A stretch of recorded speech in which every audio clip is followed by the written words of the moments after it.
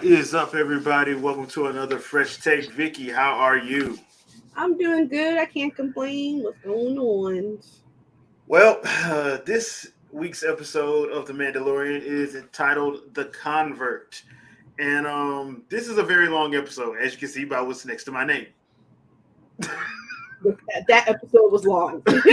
So, yeah, this episode has like a 59-minute runtime. You kind of feel it only because this week the episode is bookended by the cool stuff with Mando and Bo-Katan. The meat of it has to do with Dr. Pershing. If you don't remember him, he's from the first season, the clone scientist or whatever. So they're dealing with him trying to, and other people from the Empire trying to assimilate back into society. We get to spend a lot of time on Coruscant, which is something I'm actually kind of glad they do because Coruscant is one of those places that we don't really get to see a lot of. We just know it's there. So I'm actually kind of glad we got to see it a little bit. But, and this is a question I want to ask you, Vicky.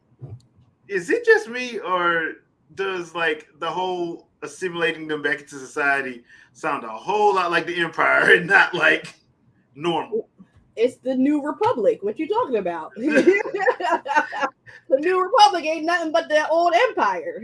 So Yeah.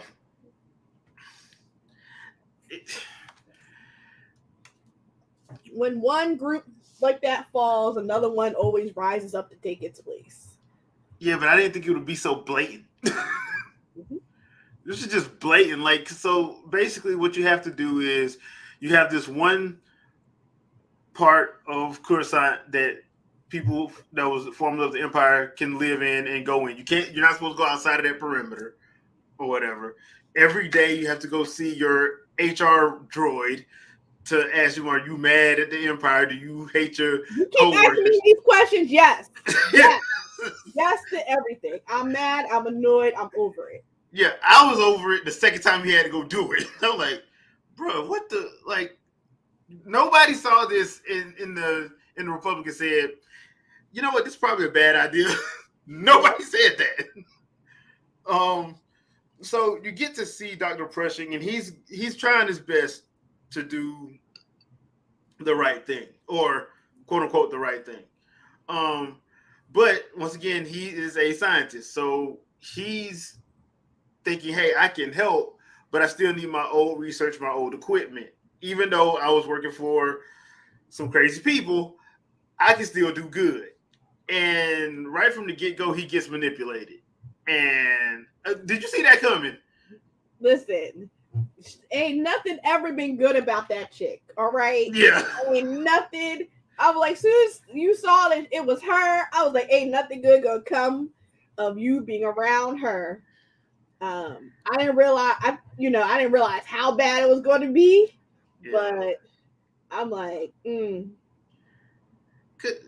was just like, I'm like, bro, you getting played. Like, you can't tell. Then I thought about, I'm like, he's a scientist. He's socially awkward, which you could tell by like how he was acting when he first got there. I'm like, this dude is socially awkward, and she finna play him like a fiddle. And I'm like, yep, she's playing him. Like, all that time in the Outer Rim, and you ain't learned nothing. nope. I thought you're supposed to be smart. So that part was kind of it was good, but it was I wouldn't say it was cliched. It was just predictable. It was just, but then again, I think that was the whole point. It was supposed to be predictable, like you were supposed to see it coming because of how they did. Now the other thing too, though, and I get the feeling that Moff Gideon ain't taken care of.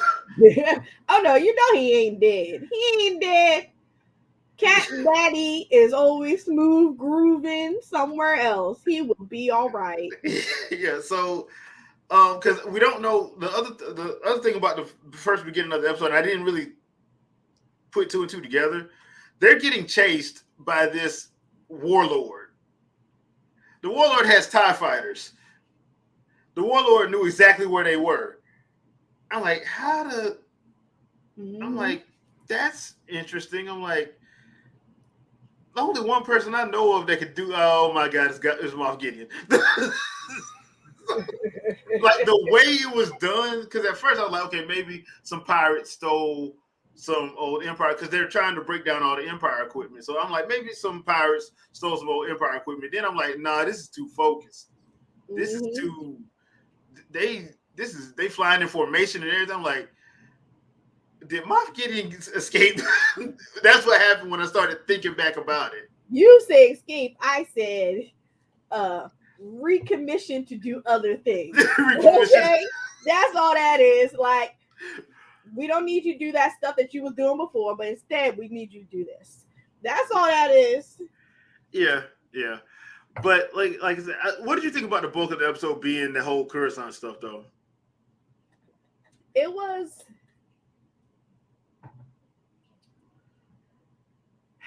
I guess if it amounts to something, like if we see old girl somewhere else and we see more about that situation, program, whatever, fine.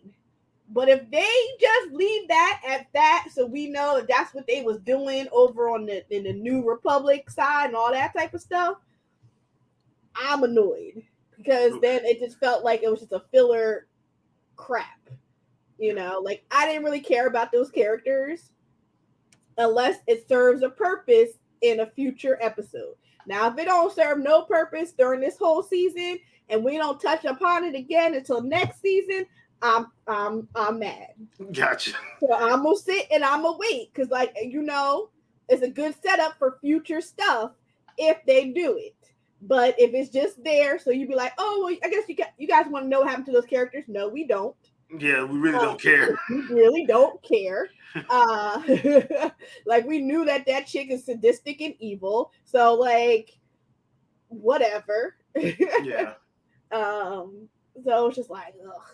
But if it serves a purpose in a future episode, fine. As in not the final episode in the last 3 seconds. Not that.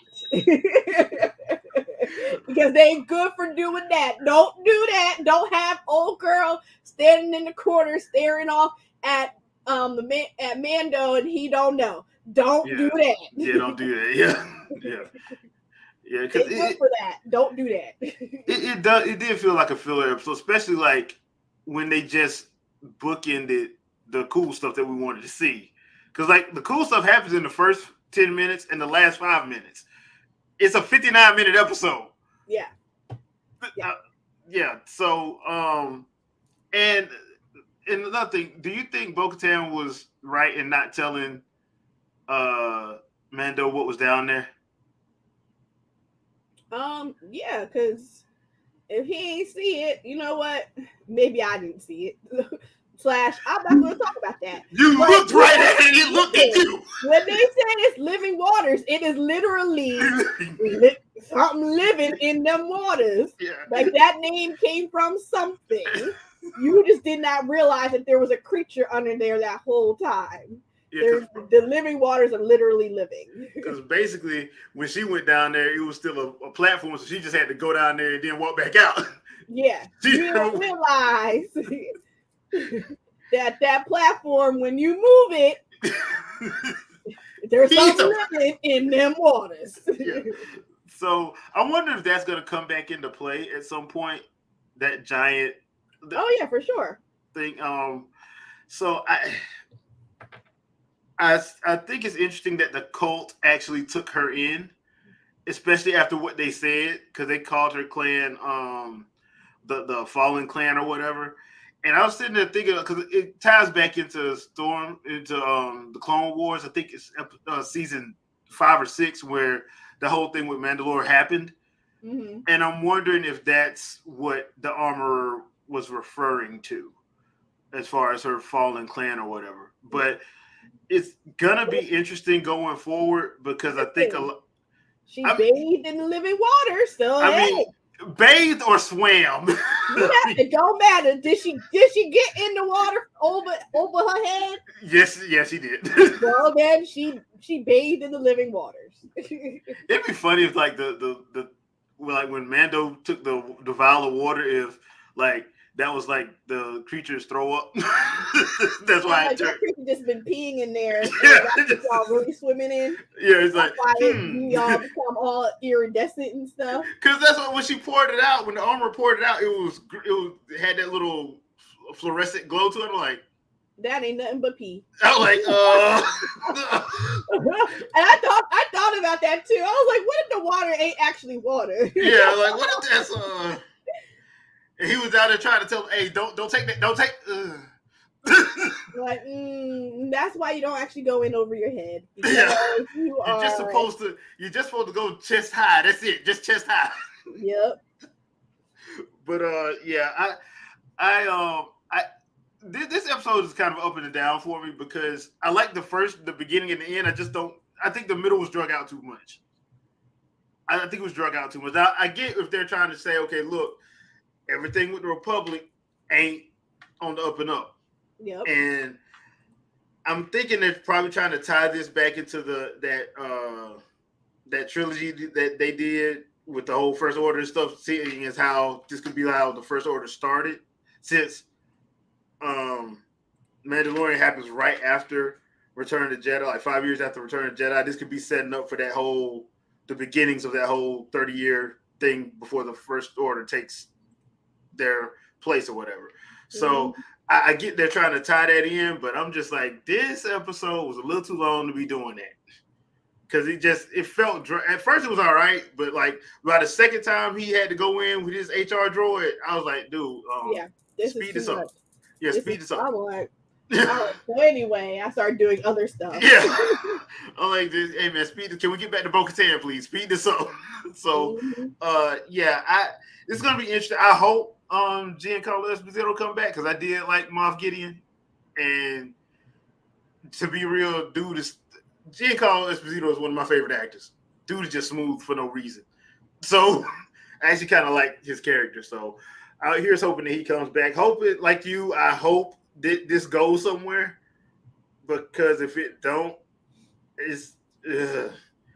I'm just hoping. I hope that it does go somewhere because it did feel like a filler episode. It really did. So, final thoughts. I made it through the episode. I'm gonna see what's gonna happen next week. What episode are we on now? Next week is gonna be episode 4. How many episodes is it? I think it's 9 this season. Okay. All right. So yeah, I guess we shall see. Let me check and make sure. Season 3 episode count.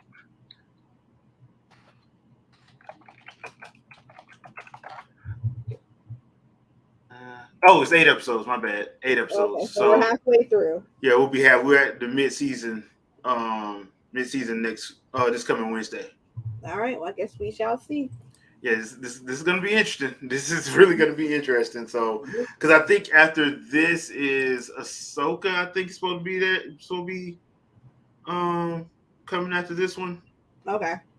So, yeah.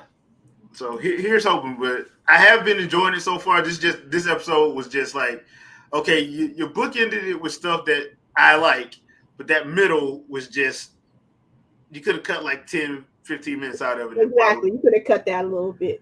Yeah. And it wouldn't have taken anything away, in my opinion, if you would have cut like, especially that second HR scene and if they would have cut that, because that was like a good 3-4 minutes they could have cut. So, and stuff with his annoying coworker. So that's why I was like, why does he keep asking about the coworkers? Like, everybody know you got certain coworkers that get on your nerves.